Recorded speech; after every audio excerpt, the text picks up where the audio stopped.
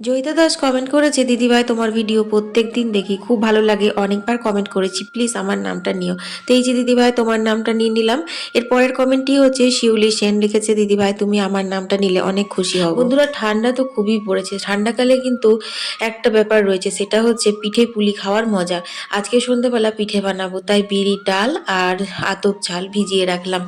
এদিকে মিস্ত্রি দাদারা তো সকাল থেকেই নিজের কাজে ব্যস্ত হয়ে গেছে। এই কাজগুলোর জন্য আমাদের বাড়িতে যেন ঠান্ডা আরও বেড়ে গেছে।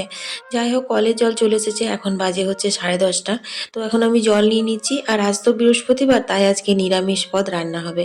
এইখানে আলু, গাজর, শিম, মূলো, বেগুন, পালং শাক ভালো করে তেল পাঁচফোড়ন হিং দিয়ে ভাজা ভাজা করে সেদ্ধ হয়ে গেছে। তারপর কালো সর্ষে বাটা দিয়ে দিলাম, নুন মিষ্টি দিয়েছি, আর এখন একদম শুকনো শুকনো করে নামিয়ে নিচ্ছি।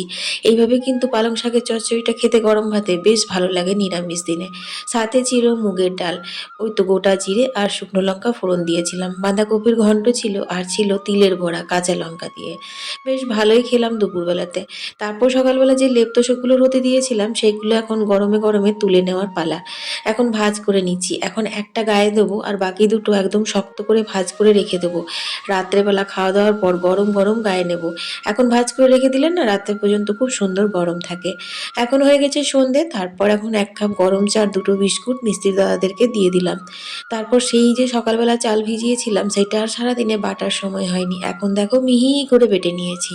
চলো এখন বানিয়ে নেব হচ্ছে সরুচুকুলি পিঠে। এখানে দেখো সর্ষের তেল নিলাম, আর নিলাম বেগুনের ডাঁটি। এইটাই আমার অয়েল ব্রাশের কাজ করবে। মাকেও দেখেছি এইভাবে বানাতে, শাশুড়ি মাকেও দেখেছি এইভাবেই বানাতে।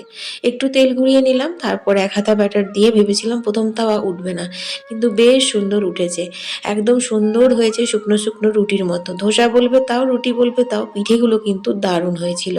তোমরা কে কে পিঠে বানিয়ে খেলে আমাকে কমেন্টে জানিও।